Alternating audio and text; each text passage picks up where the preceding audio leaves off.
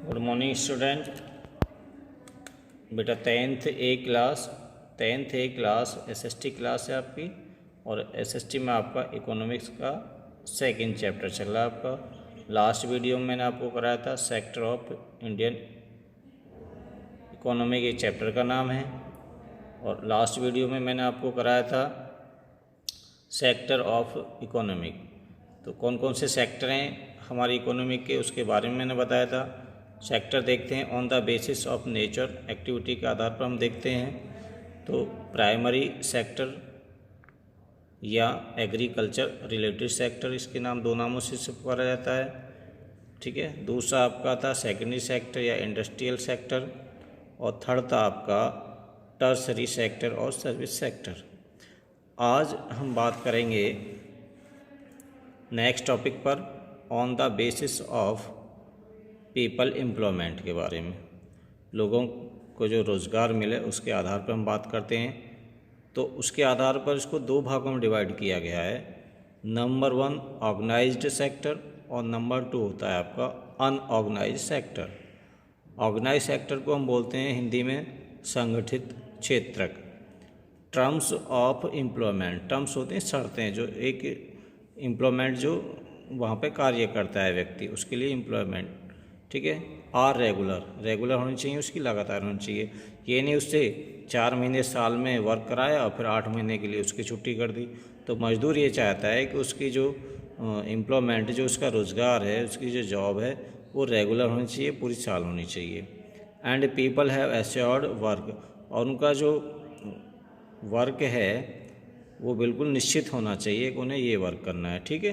तो इस तरह से लोगों का ये ऑर्गेनाइज सेक्टर होता है। उसमें इस तरह की शर्तें होती हैं, तो उनकी जो शर्तें होती हैं, रेगुलर वर्क होता है उनका, और उनका काम निश्चित होता है जो उन्हें करना होता है। फैक्ट्री वर्क हो, चाहे वो मिनिमम वेज एक्ट हो, इसमें कई एक्ट होते हैं हमारे, जैसे मजदूरी एक्ट बनाया गया है। कम से कम सैलरी इतनी गवर्नमेंट निर्धारित कर दी है कि इससे नीचे कोई सैलरी नहीं देगा, ठीक है। जैसे टाटा कंपनी है, इसके एग्जांपल में रिलायंस कंपनी है, रेलवेज है, और कंट्रोल ऑफ गवर्नमेंट, ये जो गवर्नमेंट के कंट्रोल में होती हैं, और उनके जो एम्प्लॉय होते हैं उनको फिक्स सैलरी मिलती है, उसमें इस तरह से उनकी सैलरी ली जाती है। नेक्स्ट टॉपिक पर हम बात करते हैं आपके पे अनऑर्गेनाइज सेक्टर।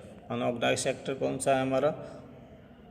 असंगठित क्षेत्रक, इसको हिंदी में बोलते हैं असंगठित क्षेत्र।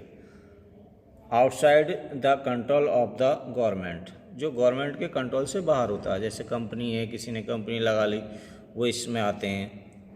And worker have no regular of income और जॉब नो हाई इनकम, ये अनऑर्गेनाइज सेक्टर उसमें वो आते हैं। जैसे कंपनी लगा ली किसी ने, वो अपनी मनमानी कि भाई मैं तो इतने पैसे दूंगा, आपको करना है तो करो, नहीं मत करो।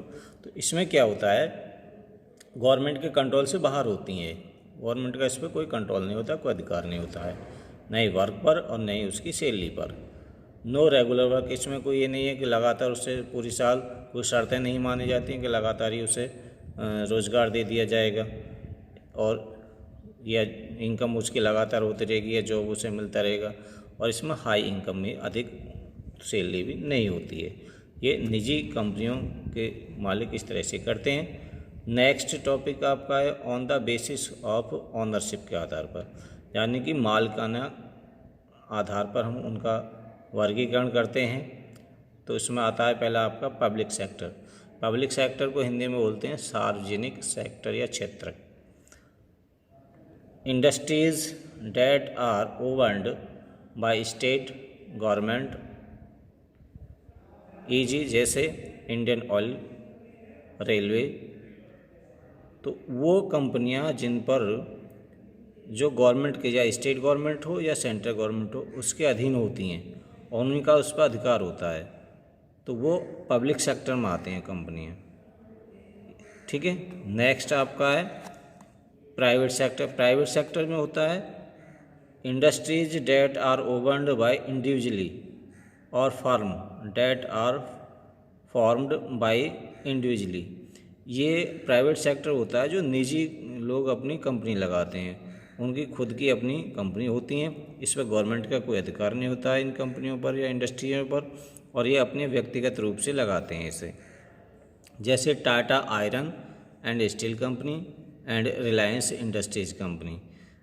जो टाटा आयरन स्टील कंपनी वो निजी लगाई गई उन्होंने अपने लिए, और रिलायंस कंपनी भी टाटा ने लगाई है, तो उनकी अपनी निजी कंपनी है। बात करते हैं जीडीपी की। तो जीडीपी क्या, मैंने उसमें भी बताई थी लास्ट वीडियो में भी। GDP is the calculate of total production in a country within a time period, normally a year.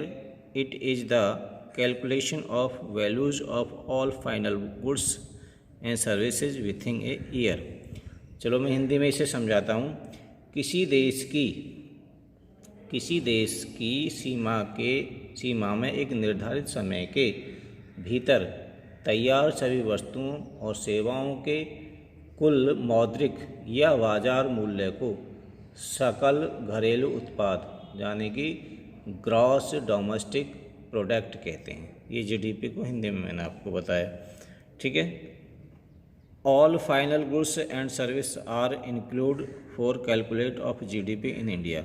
सभी जो अंतिम जो वस्तुएं होती हैं हमारी फाइनल गुड्स होती हैं और सेवाएं होती हैं, उन सबको शामिल करके कैलकुलेट किया जाता है और भारत को जीडीपी निकाली जाती है। अगला आपका है NSSO। इसकी फुल फॉर्म है national sample service organisation.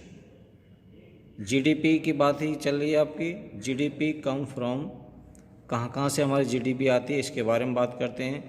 GDP 1/4 primary sector से हमारे पास आती है, जहाँ पे 65% लोग हमारे प्राइमरी सेक्टर यानी कृषि कार्य करते हैं। GDP come from 1/3 4th sector, second sector and tertiary sector से आती है, यानी कि 70% लोग वो हमारे इसमें 70% हमें जो जीडीपी मिलती है सेकेंड सेक्टर से और टर्सरी सेक्टर थर्ड सेक्टर से मिलती है, यानी कि सेकेंड और थर्ड से। और इसमें कितने लोग लगे रहते हैं, हमारे 35% इसमें इंगेज होते हैं, लगे रहते हैं, जॉब करते हैं। तो इस तरह से हमें जीडीपी, देखिए दोबारा समझ लीजिए, प्राइमरी सेक्टर से जिसमें 65% हमारे इंक्लूड होते हैं, लगे रहते हैं, कृषि कार्य करते हैं, वहाँ से हमें 1/4 आती है, 1/4 जीडीपी निकल करके आती है हमारी। और सेकंड आपका 3/4 आपको दे रखा सेकेंडरी प्लस टर्सरी सेक्टर, यानी सेकेंडरी और थर्ड सेक्टर से हमें निकलती है 70% जीडीपी हमारे देश की। और उसमें कितने लोग इंगेज होते हैं, 35% इंगेज होते हैं। तो इसके साथ ही आपका ये चैप्टर ख़त्म हो गया है, सेकंड चैप्टर आपका, ठीक है। इसके नोट्स आपके साथ करते रहिए आप।